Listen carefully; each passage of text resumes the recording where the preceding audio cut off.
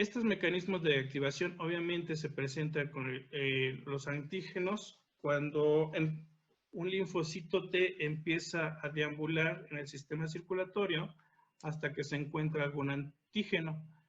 Por ejemplo, los citotóxicos, que fueron los primeros que vimos, detectan la presencia de este antígeno, pero primero tienen que ser presentados por una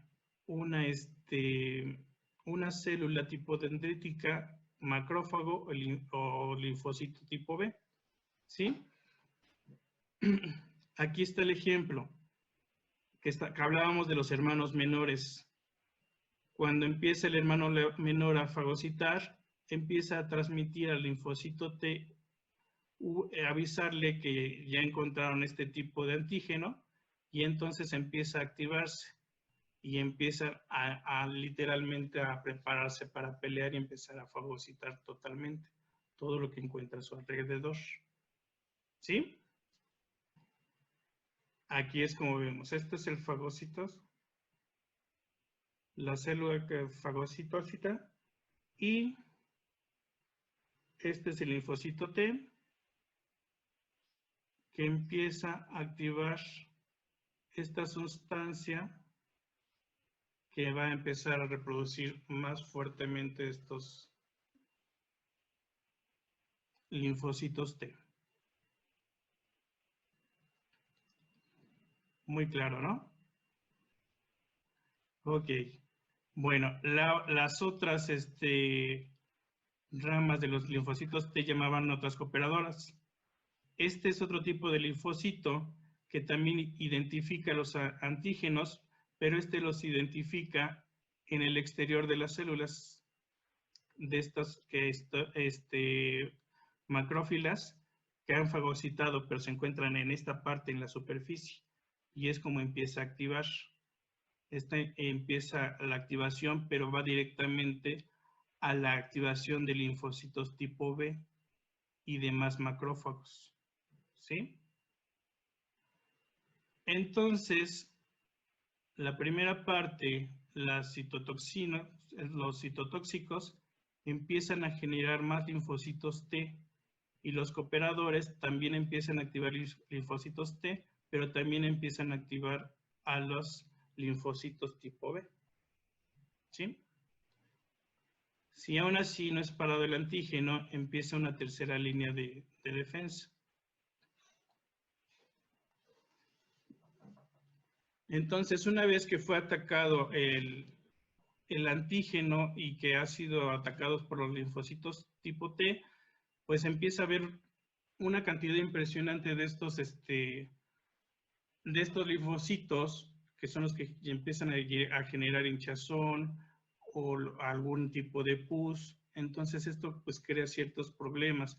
Entonces entran el otro tipo de linfocitos que se llaman de regulación, que estos van a encargarse de inhibir la respuesta de este sistema inmunitario para que esto no empiece a generar más daño, ya no siga habiendo mayor inflamación, y empiezan a generar la misma fagocitosis de sus mismos linfocitos, que es esto que estamos aquí observando. ¿Sí? Estos son los linfocitos T, que son también fagocitados y exterminados. ¿Sí? Sin embargo, después de que está el periodo de resolución, que después de que los antígenos han sido eliminados, la mayoría de estos linfocitos de citotóxicos y cooperadores presentan apoptosis, que es esto que estamos aquí representando. Pero también algunos se convierten en linfocitos de memoria. ¿Qué significa que es estos linfocitos? Que van a identificar el antígeno para exposiciones posteriores y dar una respuesta más rápida, que es aquí lo que vemos en la parte de abajo. Esos van a empezar a generar memoria, y esa memoria va a permitir a tener respuestas más rápido si se vuelve a presentar este tipo de antígeno posteriormente. ¿Ok?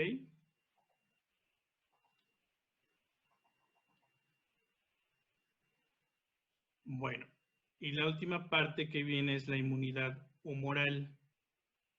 que es cuando vienen ya los mecanismos de defensa de los linfocitos tipo B. Frente a los microorganismos extracelulares y toxinas se activan los linfocitos tipo B. Estos normalmente se generan en el hígado fetal, pero posteriormente se empiezan a producir en médula ósea y también pasan por un proceso de madurez que pueden irse a los ganglios linfáticos, a los vasos y los tejidos linfoides. Y aquí es donde ellos normalmente empiezan a entrar en contacto con estos antígenos y ya son de manera muy específica.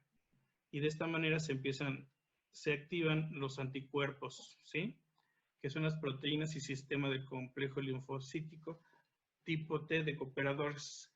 Habíamos visto que los cooperadores empezaban a activar los linfocitos tipo B, ¿sí? Entonces, si no hay una activación por parte de los linfocitos tipo T cooperadores, no hay la generación de estos linfocitos tipo B, que es uno de los problemas que normalmente se tiene con el virus del VIH. Los linfocitos tipo T son inhibidos, no se producen, y por eso es que no se generan los anticuerpos para poder afrontar este virus, por la inhibición de este mecanismo.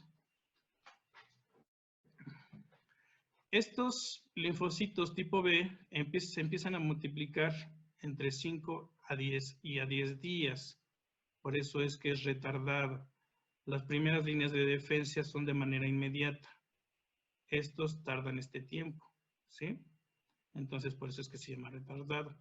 También esta madurez que empiezan a tener los linfocitos pueden ser células plasmáticas, que son los que producen inmunoglobinas, que es a lo que le llamamos los anticuerpos.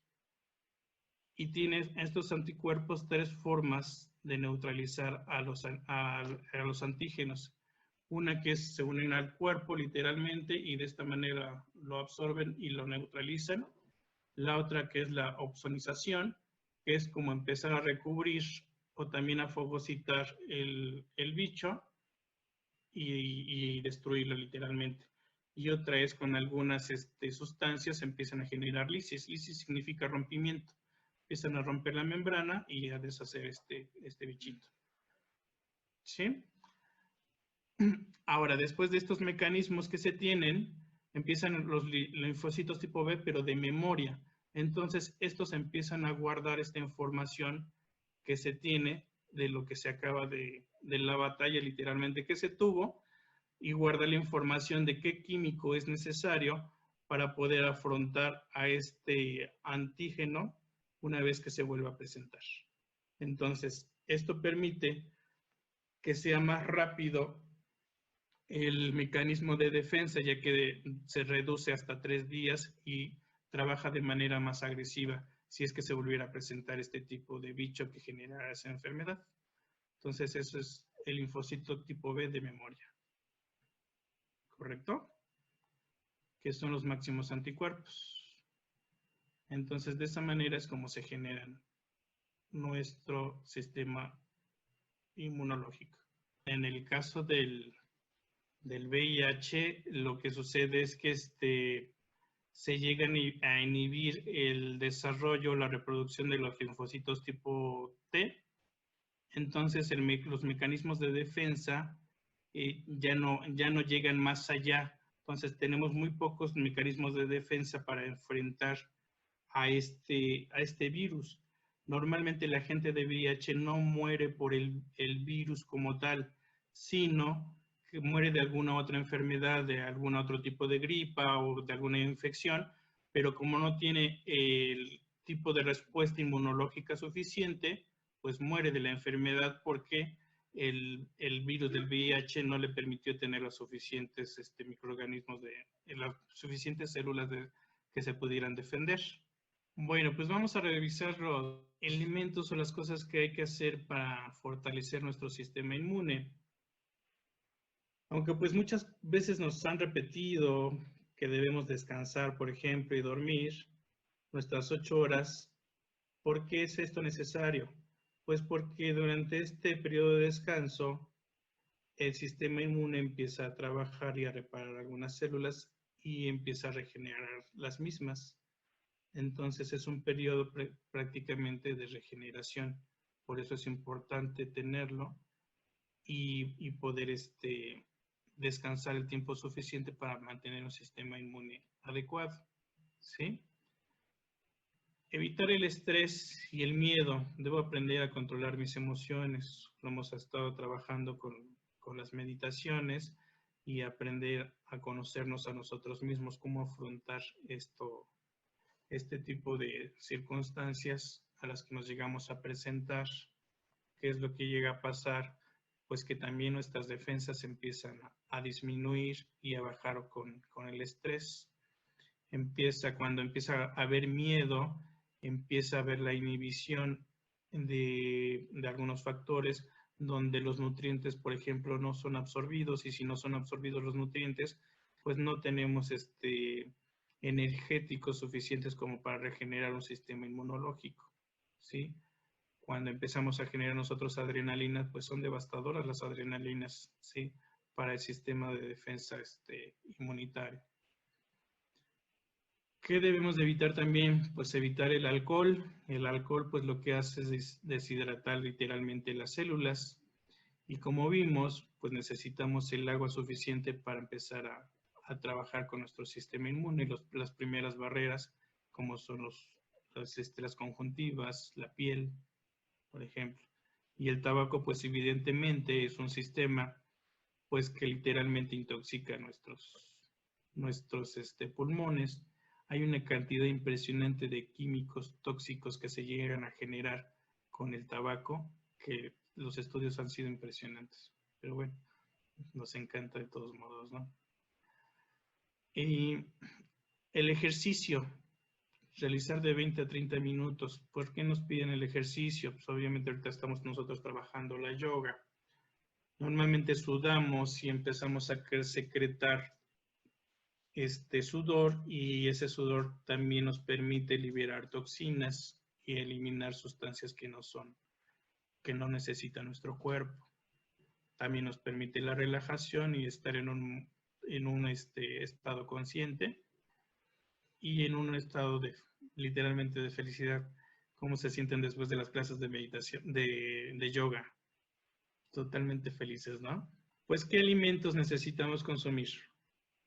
Dentro de los más importantes, aquí les menciono que son las proteínas, evidentemente, porque necesitamos regenerar siempre nuestros músculos, y como vimos, siempre están involucrados en este sistema inmunológico, pues células, y estas células normalmente están acompañadas por proteínas, enzimas, que empiezan a trabajar sobre estos mecanismos que acabamos de mencionar.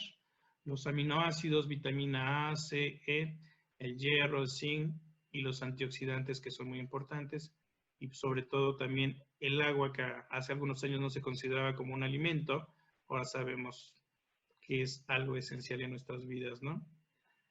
Entonces, dentro de los más importantes y lo que yo considero para el sistema inmunológico son los frutos rojos, por la cantidad de antioxidantes que tienen, que nos ayudan primeramente con las primeras barreras, que son la piel, los flavonoides, que evitan el envejecimiento prematuro y también la degradación de las mismas células como tal. Dentro de estas pues encontramos las frambuesas, los arándanos, las cerezas, las moras, las grosellas. Ok, bueno, como veíamos, la vitamina C, pues que la encontramos en muchos frutos, sobre todo cítricos, como son la naranja, toronja, limón, mandarina, las piñas, el kiwi, la guayaba. También encontramos aquí estos frutos, o más bien estas verduras y hortalizas, el pimiento. El betabel es un alimento impresionante, depura literalmente torrente sanguíneo y hace una desintoxicación muy eficiente del cuerpo. Tomar jugo de betabel, unas pequeñas cantidades de unos 200 mililitros cada tercer día, es un depurador de lo mejor que se puede encontrar. También el jitomate, el apio, el rábano, las cantidades de hierro que necesitamos por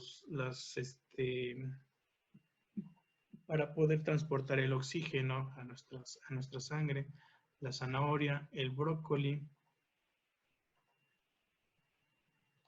el pepino y la espinaca son otros alimentos que ayudan necesariamente a fortalecer nuestro sistema inmunológico. Y como mencionaba hace rato Shikundai, pues nada como los antibióticos naturales. Betabel lo llaman remolacha. Bueno, pues evidentemente como había tocado el tema Shikundai, es muy necesario, ya como vieron, la cantidad impresionante de proteínas que necesitamos nosotros producir. Y la calidad de una proteína va dependiendo de qué tan cercano sea el organismo o lo más similar a nosotros. Y aunque no nos guste, el organismo más similar que tenemos al ser humano es el puerco. Entonces, la carne de puerco, pues sería el animal que tiene las proteínas más ricas o beneficiosas para nuestra salud, para la regeneración de tejidos. Entonces, no estamos queriendo ir en contra de algunas tendencias alimenticias. Esto pues lo estamos viendo de manera científica y estamos viendo las funciones que tiene cada uno de estos, ¿no? De su funcionalidad. Carnes rojas, como las pretendiendo que sean lo más magra posible. El pescado, que también es una proteína excelente. El yogur y los derivados lácteos. Dentro de los derivados lácteos existen muchas inmunoglobulinas y algunas lactoferrinas que también estimulan muy fuertemente el sistema inmunológico. Les puse aquí el caldito de pollo de patas con patas que recomendaban las abuelas, ¿no? ¿Por qué? Porque vieron que también nuestros sistemas de tractos mucosos, el tracto digestivo, en nasales, pues requieren de ese flujo de queratinas y de algunos glucógenos que son los que obtenemos a través de este tipo de alimentos. Y pues obviamente también el huevo, que es un alimento muy, muy rico. Bueno, pues no sé si tengan... Biobonon es un lactosuero. Cuando se prepara el queso de la leche, se separa una parte, la parte de arriba que es el queso son los caseinatos y la parte de abajo queda el suero. Ajá. Ese suero se deshidrata y son unas vitaminas lactoséricas, que era lo que mencionaba hace rato, que es donde se encuentran las inmunoglobulinas y lactoferrinas. Y aparte este suplemento, es un suplemento como tal, un complemento alimenticio, que lleva adicionada algunas vitaminas, minerales, bueno, una gran cantidad de vitaminas, minerales y antioxidantes que llevan la función precisamente de estimular el sistema inmunológico. Bueno, mi nombre es Fermat y vamos a empezar con el tema vamos a continuar con el tema de alimentación consciente y tocaremos lo que es el sistema nervioso. Básicamente el fundamento, vamos a explicar el fundamento y prácticamente seguiremos la... El sistema nervioso está compuesto por dos sistemas, uno es el central y el otro es el sistema periférico. Entonces, el sistema nervioso central es, digamos que nuestro centro de control, donde vienen todas nuestras neuronas, y esto hace y se forma una red neuronal que lleva los mensajes a todo nuestro cuerpo. El sistema nervioso periférico es como que los cables donde va ese mensaje o se va transmitiendo ese mensaje por medio de impulsos nerviosos.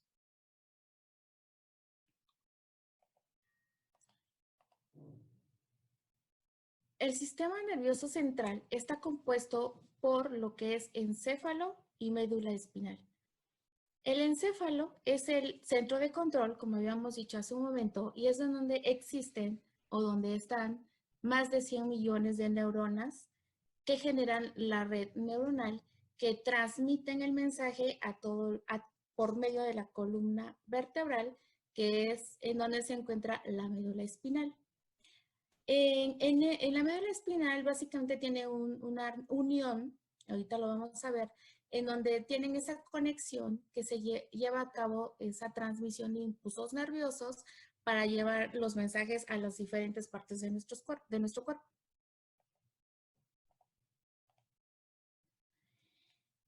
Este es el encéfalo, que es parte del sistema nervioso central.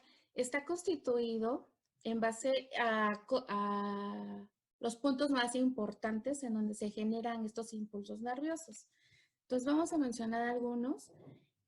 Lo que es el bulbo raquio controla el ritmo cardíaco y el ritmo respiratorio. Lo que es el hipocampo es la parte en donde se generan todos nuestros recuerdos, donde se retiene todo lo que aprendemos, y es la parte que genera la atención hacia un tema o hacia una conversación, hacia una película, etc., ¿no? El hipotálamo regula lo que es el hambre, cuando llegamos a sentir hambre o sed, o la temperatura corporal del cuerpo. El tálamo son las emociones, los sentimientos y los estímulos sensitivos que vamos generando. El cerebelo mantiene el equilibrio y coordina todos nuestros movimientos. Entonces ahorita todo este conjunto de partes que tenemos en el encéfalo, vamos a ver cómo se van comunicando unos con otros por medio de las neuronas. Aquí lo que tenemos es toda esta parte que mencionamos, el nombre es el cerebro. Entonces tenemos dos lados. Uno es el que domina la mente racional y el otro es la que domina la mente emocional, que es un tema que ya vimos en el módulo pasado.